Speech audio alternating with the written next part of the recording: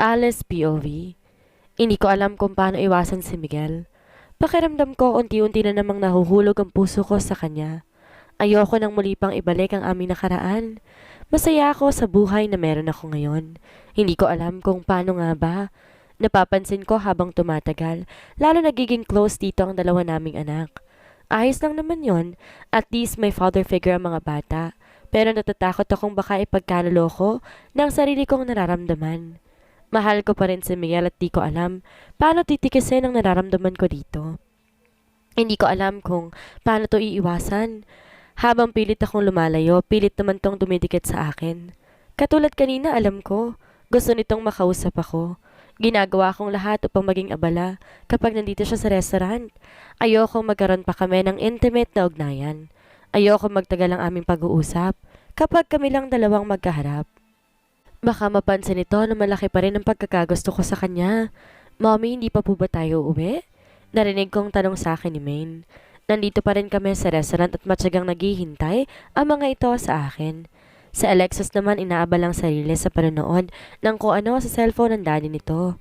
Pinahiram kasi ni Miguel ang kanyang cellphone sa mga bata kanina para hindi daw mainip sa paghihintay sa akin. Nang lingunin ko si Miguel, wala itong pakialam at prenteng nakaupo lang sa upuan dito sa loob ng opisina. Mukhang walang balak umalis ang loko. Talagang pinangatawanan na siya daw ang maghahatid sa amin pag-uwi. Sa bagay, ito naman palagi ang kanyang ginagawa. Sleepy na ba mga babies ko? Gusto niyo bang pumunta muna tayo somewhere habang hinihintay si mommy? Biglang sabat naman ni Miguel. Tumitig pa sa akin bago binaling ang tingin kay Maine na halata na sa mga mata ang antok. Sa bagay, 8:00 na ng gabi at 1 oras na lang magsasara ng restaurant. Talaga, Daddy? Wow, gusto ko po yan. Masiglang sagot ni Maine sa ama. Hindi sana ako papayag kasi 1 oras na lang naman. Pero agad nang humawak sa kamay ni Miguel si Maine. Kaya naman agad nitong inakay palabas ng restaurant ang anak. Agad naman sumunod si Alexis sa mga ito.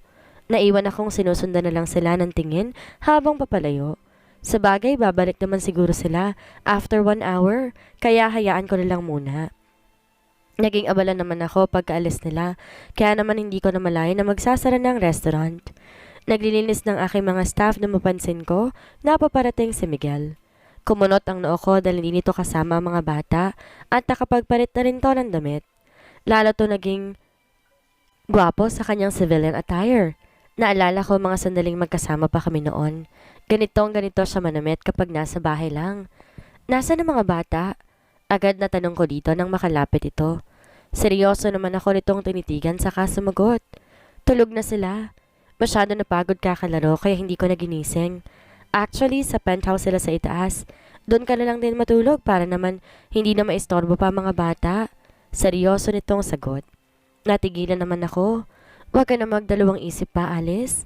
Pagod na rin ako sa maghapong trabaho at parang wala na akong energy ihatid ka. Maluwang ang penthouse sa taas at magiging komportable kayo doon. Doon muna kayo magpalipas ng gabi dahil balita ko malakas din ang ulan sa labas at binabahang ilang bahagi ng kalsada. Pagpapatuloy nitong wika. Napabuntong hininga naman ako at napatango. Okay, fine. Sandali lang, kukunin ko lang ang bag ko. Sagot ko at tumango naman to. Pero bago ko tumalikod, napansin ko ang pagkislap ng mga mata nito. Waring natutuwa ito sa aking desisyon na doon muna sa penthouse matutulog. Namalayan ko na lang nasa elevator na kami. Namayani ang katahimikan sa aming dalawa. Para kami nagkakahiyaan na ewan dahil walang nangahas na magsalita sa amin. Pagdating sa penthouse, agad nitong binuksan ang pinto. Tumambad sa paningin ko ang eleganteng disenyo ng lugar kaya't namangha ako.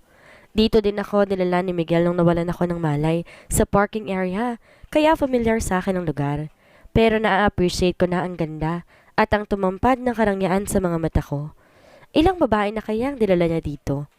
Ipinlig kong ulo na maisip ang bagay na yon dahil nakaramdam ako ng kaunting selos. Nasa kwarto mga bata, pwede mo na silang puntahan. Maiksi nitong sagot, tsaka nakita ko naglakad ito papunta ng bar counter. Kumuha ito ng alak at isinalin sa kupita, tsaka ininom. Pagkatapos binlingan ako ng tingin. Tinitigan ako nito kaya naman nailang ako at dali-daling pumasok ng kwarto. Nadatnan kong mahimbing natutulog ang mga anak namin sa kama. Nakabihis na rin ng pampatulog ang mga ito, kaya naman alam kong bukas pa sila ng umaga magising. Inilibot ko ang paningin sa paligid nang mapansin ko na may nakapatong na paper bag sa sofa. Agad ko tong tiningnan at nagulat pa ako dahil nakalagay ang aking pangalan. Kinalkal ko ito at kahit papaano, nakaramdam ako ng tuwa dahil mga damit ang laman. May pantulog at pangalis, may mga undies na din. Kung ganon, bilinhan na ako kanina ni Miguel. Kanina ko pa kasi inaalala kung ano ipampapalit kong damit. Bala ko na lang sanang manghiram dito kahit t-shirt na pambahay lang, pero dahil may nakaready naman na pala para sa akin, wala nang problema. Makakakilos na ako ng maayos nito. Agad kong kinuha ang pantulog at nagmamadali akong pumasok ng banyo para maligo. Maghapon akong nasa loob ng restaurant at pakiramdam ko nanlalagkit ng aking katawan. Mag-shower lang ako upang kahit papaano, maginhawaan ako at matulog ng maayos. Mahirap din kasing matulog nang hindi nakakapag-shower man lamang dahil medyo makate sa katawan. Agad ako nag-shower. Ginawa ko ang evening routine ko. Buti na lang nandito sa loob ng banyo mga kailangan ko. Kapansin-pansin na mga nakasealed pa ang shampoo, sabon at mga beauty products na nandito sa loob. Siguro, binili ni Miguel to kanina. At ang labis kong pinagtataka lahat ng mga nandito, pareho sa mga brand na ginagamit ko sa katawan. Hindi ko alam kung coincidence lang ba ang lahat o talagang sinadya ni Miguel na itong ihanda dahil hanggang ngayon naaalala pa rin ito ang lahat ng mga bagay na gusto kong gamitin, lalo na pagdating sa katawan. Dito na lang din sa loob ng banyo, tinuyo ko ang aking buhok. Meron na rin kasing hair dryer at hindi ako po pwedeng gumamit ito sa labas dahil baka magising ang mga bata. Medyo maingay din kasing gumamit ng hair dryer, lalo na't napakatahimik ng buong paligid. Pagkatapos kong magawa ang aking evening routine, agad kong isinuot ang pantulog na nakahanda kanina. Lady silk dress ito kaya't kitang-kita ang hubog ng aking katawan. Sa bagay, ganito ang aking ginagamit ng mga panahon na mag-asawa pa kami ni Miguel. Naaalala ko na ang gandang-ganda ito sa akin noon kapag nakikita kong ganito ang aking suot. Iniisip marahil ito na ganito pa rin ang aking ginagamit hanggang ngayon, kaya ito ang inihanda sa akin. Nailang ako. Sa katunayan, hindi na ako gumagamit ng ganitong pantulog. Masaya na ako sa blouse at pajama. Pero since wala naman na akong choice, wala akong magagawa kundi isuot na lamang to. Bahagya pa akong nailang habang tinitingnan ko ang aking refleksyon sa salamin. Kitang-kita kasi ang hubog ng katawan ko. Halos lumuwa na rin ang aking may kalakihang dibdib. Actually, nadagdagan lang naman ang size ng mga to nung ipinanganak ko ang kambal. Pero ang hubog ng katawan ko ganun pa rin, although nagkalaman ako ng konti, pero kontento naman ako sa aking nakikita, sa aking sarili. Sexy pa rin ako at magandang forma ng katawan ko. Umikot-ikot pa ako sa harap ng salamin bago nagpa siyang lumabas na. Kailangan ko na rin magpahinga dahil sigurado, busy na naman kami bukas.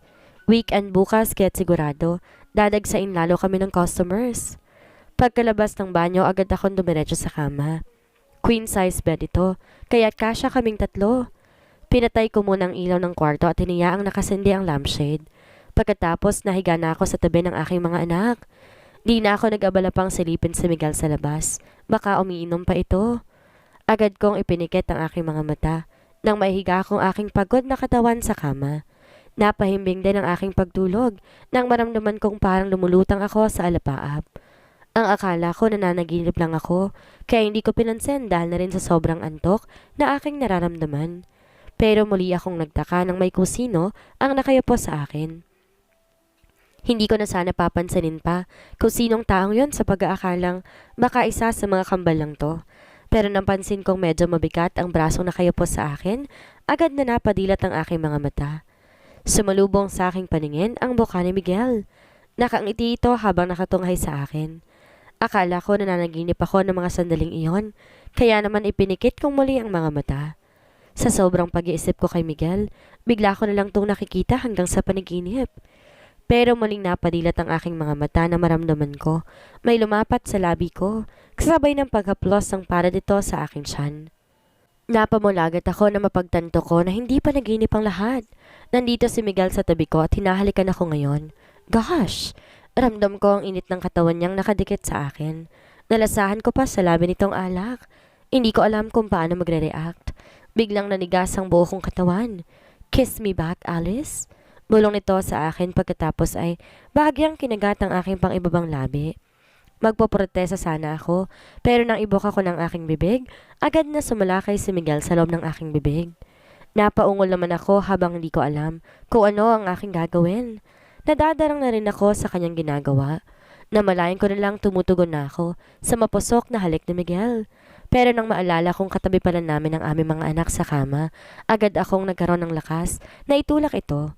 Pero hindi man lang to natinag, bagkos, kunot noo ako nitong tinitigan. Miguel, wag. Baka makita tayo ng mga bata. Wika ako dito. Agad namang nawala ang seryosong titig nito sa akin pagkatapos napalitan ng ngiti. Don't worry. Nasa kabilang kwarto sila. Bali wala nitong sagot pagkatapos ay napalitan ng ngiti. Akmang na naman ako nitong hahalikan kaya umiwas ako. Pagkatapos silibot kong paningin sa paligid. Nagulat pa ako dahil hindi itong kwarto na pinasukan ko kanina. Kung gano'n, nailipat na ako ni Miguel ng kwarto na hindi ko alam at di ko man lang namamalayan. Akmang ko kumprontahin ko ulit ito pero muli, sinakop ng labi nitong aking labi sabay ng muling paglulumikot ng pangahas itong kamay sa buo kong katawan. Wala sa sariling tinugon ko na ang halik nito. Tuluyang natupok ang aking sistema sa mapangahas na galaw ni Miguel sa akin. Nang maramdaman naman ni Miguel ang aking pagpapaubaya ay nasiyahan ito. Lalo nitong ginalingan ang kanyang ginagawang pagpapaligaya sa akin. Napaungol naman ako. Patuloy pa rin sa paglulumikot ang kamay nito sa iba't ibang bahagi ng katawan ko. Hindi ko na namalayan kung paano ito nahubad ang suot kong pantulog kanina. Punong-puno ng pagnanasa ang mga mata nito at parang uhaw na sanggol. Lalo namang lumakas ang ungol na kumawala sa aking bibig. Beautiful as always, Alice. Wika pa nito. Namumungay naman ang aking mga mata na nakatitig dito kaya muling binalikan ni Miguel ang ginagawa niya sa aking katawan. Shit! Ano tong ginagawa niya sa akin? Para ko mababaliw sa sarap? Anas ko na maramdaman ko na lalong bumaba ang halik nito patungo sa aking tiyan hanggang makarating kami sa aking pinakaiingatan. Miguel, anong ginawa mo? Tama na.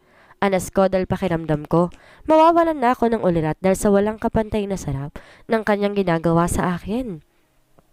Di naman nakinig si Miguel, lalo pa nitong ginalingan ang ginagawa. Walang kapantay na ligayang hatid nito sa buo kong pagkatao. Sobrang namiss ko ang ganitong bagay. You are mine, Alice. Akin lang katawan na to at di ako papayag na may iba pang hahawak dito. Anas ni Miguel nang muling bumalik, ang halik nito sa aking leeg papunta sa aking punong tenga. Napahagat ako sa bibig ko dahil hindi ko talaga maiwasang mapaungol ng malakas. Miguel? God, anong ginagawa mo sa akin? Bakit may binabalik sa alaala ko ang lahat ng mga nangyayari sa atin noon? Ang romansang lagi mong pinaparana sa akin nung nagsasama pa tayo? Anas ko dito. Ngumisi naman to at walang sabi-sabi, pinaghiwalay ang aking hita. Alam kong ito na ang hudyat upang pag-isahin ni Miguel ang aming katawan. Nakaramdam ako ng matinding excitement. Uhaw na uhaw ang katawan ko sa ganitong bagay. 5 taon ko ring hindi nararanasan ang ganitong bagay. Kaya naman damang-dama ko ang bawat haplos ng palad ni Miguel sa aking balat. I love you, Alice. Anas ni Miguel habang nakatitig sa akin. Naipikit ko naman ang aking mga mata at ninanamnam ang ginagawa nito sa katawan ko. Wala na. Tuluyan na ulit akong nahulog sa mga kamay ni Miguel. Hindi na ako makakaiwas dito dahil alam kong hahanap-hanapin ng katawan ko ang ginagawa namin ngayon. I'm coming, Miguel. Agad na wika ko nang maramdaman kong may kung anong gustong sumabog mula sa sinapupunan ko. Lalo naman itong binilisan ng pag-ulo sa akin. Kaya naman pareho kaming napaungol nang sabay kaming makaraos. Ramdam na ramdam ko ang pagtagas papunta sa aking sinapupunan. Pareho naming habol ang hininga habang nakapikit. Ilang sandali lang tuluyan ang umalis sa ibabaw ko si Miguel at hapong-hapong tumabi sa akin. Pagkatapos tinunghayan ako nito at kinintilan ko na magaan na halik sa labi. Thank you. Wika nito at nagtatanong naman ng aking mga mata habang nakatitig dito. I mean, thank you sa tiwala. Alam mo bang masyado mo akong pinaligaya ngayong gabi? Ito ang matagal ko nang inaasam, Alice. Ang makasama ka palagi at makatabi sa kama. Masuyo nitong wika. Di naman ako nakaimig. Hindi ko alam kung anong isasagot dito. Nahihiya ako kasi isang haplos lamang nito sa katawan ko ay agad akong bumigay. Sigurado ka ba dito, Miguel? Yes, nagtalik tayo ngayon, pero baka naman init lang ng katawan ang nararamdaman mo sa akin. Sagot ko dito. Nakita ko ang pangiti nito pagkatapos ay masuyong hinawakan ng mukha ko. Sigurado ako sa nararamdaman ko sa'yo, Alice. Mahal pa rin kita at gusto kong ibalik natin sa dati ang ating pagkasama. Ayoko nang malayo kayo sa akin ng mga anak natin. Please, pumayag ka nang sa mansyon manirahan. Bubuo tayo ng panibagong alaala kasama ng mga anak natin. Masuyo nitong wika, tsaka ako tinitigan sa mata. Napapikit naman ako. Natatakot ako, Miguel. Paano si Corina? Hindi ba't fiancé mo na siya? Tanong ko dito. Si Corina? Come on, Alice. Hindi ko girlfriend ng babaeng yun. Hindi ko nga alam kung saan niya nakuha ang ideya na kasintahan ko siya eh. Kailanman hindi ko siya niligawan. Oo, aaminin ko. Gusto kong maging honest sa'yo. May nangyari sa amin noon pero malinaw sa kanyang lahat. Wala kaming relasyon at hindi siya dapat mag-demand ng kasal dahil may asawa na ako. At ikaw yon, Alice. Mahal kita. At habang buhay kong pinagsisisihan lahat ng mga kasalanan ko sa'yo. I'm sorry kung masyado kitang nasaktan pero sinisiguro ko sa'yo babawi ako this time.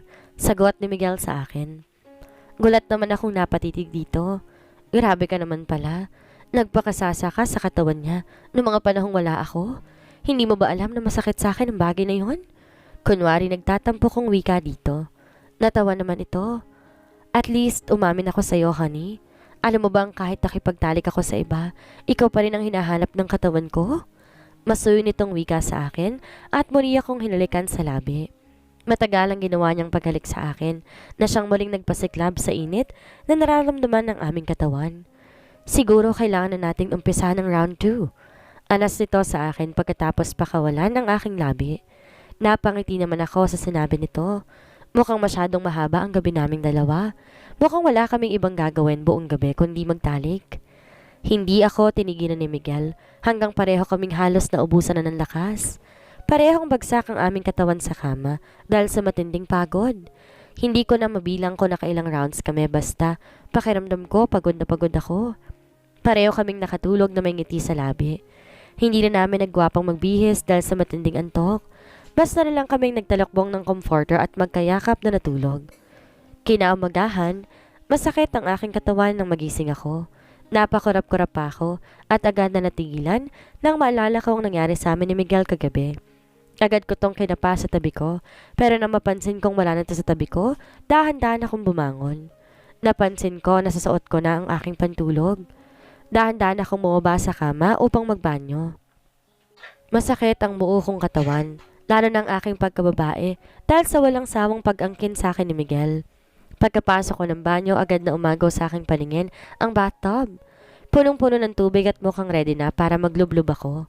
Siguro sadyang inihanda to ni Miguel para sa akin, kaya hindi na ako nagdalawang isip pa. Agad akong naghubad at dumusong na sa bathtub. Sakto lang ang temperatura ng bathtub, kaya agad gumaan ang aking pakiramdam. Ang bango din ng sabon na ginamit sa tubig, kaya naman lalo akong narelax. Parang ayoko na tuloy umahon. Pinikit ko ang aking mga mata at hiniyaan ko ang aking sarili na namnamin ang init na hatid ng tubig at halimuyak ng buong paligid. Masyado ako nag-enjoy sa bathtub, kaya naman hindi ko namalayan ang pagpasok ni Miguel. Namalayan ko na lamang na may mga kamay na humahaplos sa aking balikat patungo sa aking dibdib. Bahagya ako napasinghap sa may dilat. Sumalubong sa aking paningin ang nakangiting mukha ni Miguel habang dahan-dahan lumalapit ang mukha nito sa mukha ko. Ilang sandali pa, naramdaman kong tuluyan ng lumapit ang labi nito sa labi ko.